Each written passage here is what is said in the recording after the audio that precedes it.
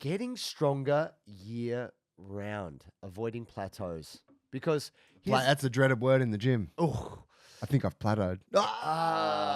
allergic is nothing worse than you feel like you're making some progress and then doing the same thing over and over again. You start to get diminishing returns and then you're not getting stronger and what's going on? So we're going to talk about exactly how you can avoid this. Now, one of the biggest problems I feel is a lot of people do workouts, they don't do programs. Yeah. So what do I mean by this? So for example, I was talking to a friend of mine who, it's kind of weird. He does BJJ, he's blue belt. And I've seen what he was posting on Instagram. And I was like, dude, I messaged him. I'm like, is this the same workout you were doing 6 months ago? He's like, yeah, it's a good one. My mate gave it to me. And I'm like, am I also your mate? Could I also help you with a program? So one of the worst things I see on Instagram is like, hey guys, here's a quick 30-minute workout. Try it out. There's no structure. There's no progression. It's just... Well, there's a structure in that 45 minutes, isn't there? Sure. But, yeah. But to just do the same thing over and over again, week in, week out, and expect to get better. I mean, yeah, you could make it heavier. Yeah, you could maybe do a couple more reps, a few less reps, but your body does adapt. And then you get stuck. And definitely, for lack of a better option, people are trying, but you're an idiot. No. I think this idea that people are doing workouts, not doing a structured program that actually uses progressive overload and then will change the exercises over time and things like this is one of the key problems as to why people get stuck and stop getting stronger. Can you speak to this, Joe? The days I work from home, I train at a big Globo gym here near my place. Nice. It's fucking cool. It's like stepping into an alternate reality when I go in there. Like the other gym I train at, they don't know who you so are. It's a different vibe, They right? don't know me, son. Right? So, I'm just like, whoa, I'm just looking around, people avoiding eye contact, people doing crazy exercise. I'm like, whoa, like where'd you come? And it's almost like novelty is rewarded in such gyms. Good to see with the younger crew now, like a lot of the teenagers and stuff. Yep.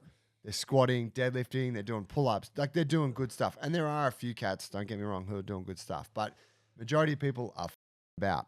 Anyways, you see this thing, and I know this person because I worked in a commercial gym for a while, and you see this person, and they're doing, and it's often a guy, he's in his early 40s, Sure. and he's kind of moderately fit, but you wouldn't pick him to be a gym guy, but you'd look at him and go, he looks fit-ish, Fit enough. right? And he's doing a bunch of made-up exercises, usually curls with presses and side jumps, and maybe there's a bit of Swiss ball stuff in there. Sure. There's always TRX. Oh, yeah. TRX is always there. Functional. Yeah. And he's like, it hits my core. And I'll hit you in the core, mate. you know that he's been practicing that workout for 11 years. God. He's just dialed it in. It's like the same way. And he does it so well. He seamlessly transitions from exercise to exercise, From creative. And now, look, this is beneficial for your health. Absolutely. Sure. But yes, the key concept that's being missed by this gentleman is progressive overload. And it's this idea that over time, there is an overloading of the stimulus, i.e., you're doing more work, you're doing heavier work, or you're doing new work. New work. And it's fine, right? You have to have an element of consistency. You have to do the same thing for a period of time, but you have to also change it up. Yeah, definitely. At periodically. And so, while I'm not trying to hate on anyone, if they're having a good time and it's Come on, Joe. and it's I want to see you hate, bro. yeah, I'm like, if that makes you feel good and you walk out of the gym, you're like, man, that cleared my mind, and you're like, great. But what if you just make it a bit heavier? Like, hey, what about try this exercise? What if you actually got stronger? Imagine. You're leaving a lot on the table. Yes. So in that way, it is not about the workout. It's about the process. Yeah. And the workout is just a small part in the greater process. Yeah, definitely. And so we have put a lot of time and energy into the programs we have on Bulletproof for BJJ on our app.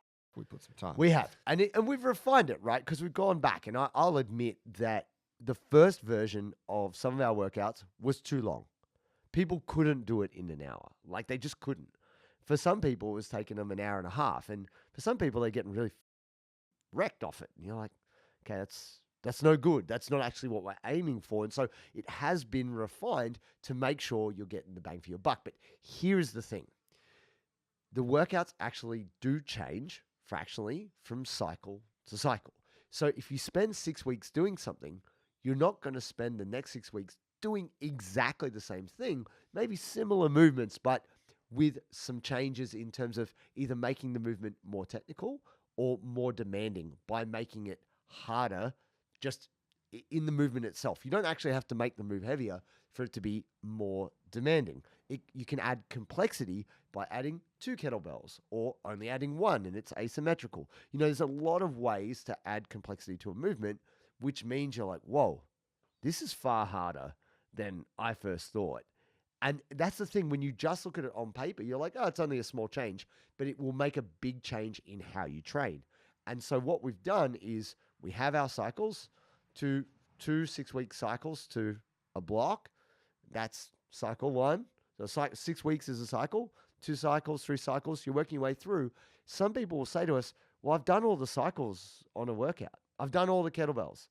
On a program. On a program. What do I do now? Now, that's 9 months. There's a good 9 months of training. Go to the beach, brah. Just flex. Show them all. Get out there, sister. It's a common question. I've completed this program. Where do I go from here? So typically what I say to people, if someone's done a heavy strength block, it's good for you to then go, right, I'm not going to go as heavy. I'm going to go to something which is more like swole, do hypertrophy training. Or if you've spent a bunch of time doing hypertrophy, doing the swole program, and you're starting to feel a bit more buff, you've put on a bit of weight, now maybe let's dial that in and get you a bit stronger. There's a number of ways you can do that. And I believe that probably access to equipment is probably the limiting factor. Yeah. What would you say? Yeah, so look, at the heart of it, all the programs are pretty similar in terms of the exercises, aren't they? Sure. Whole bunch of squatting variations, hinging, pushing, pulling. Sure, each program has its unique kind of features, but when you boil it down, the stuff that we're doing it's not wildly different across all the programs. But what is different is the intention of each of those programs. And so, yeah, when you're doing the swole program, it is all about putting on lean muscle mass, and that then means there's a certain rep range, there's certain tempos, there's certain pairings of exercises that are designed to elicit the most amount of muscle growth. Yep. Once you've done that for 3 months, 6 months, you probably need a change purely just because you're getting a bit sick of burning out your triceps and your quads at every session, right? Yes. And so that's when, jumping to, say, Strength 101 is a really nice change. The movements don't get completely different. So you're carrying over your kind of all the skills you've developed in swole, but the intention behind the training has changed. It's now about longer rest periods, being well recovered so that you can exert the most amount of force and actually build big strength. Yeah. So I think it's really nice to move between different programs in that way. Of course, some of the programs are designed to be used in a gym, so you need equipment. If you don't have any equipment, you've still got a couple of programs in there that are handy, like Kettlebell and Living Room Warrior. Sure.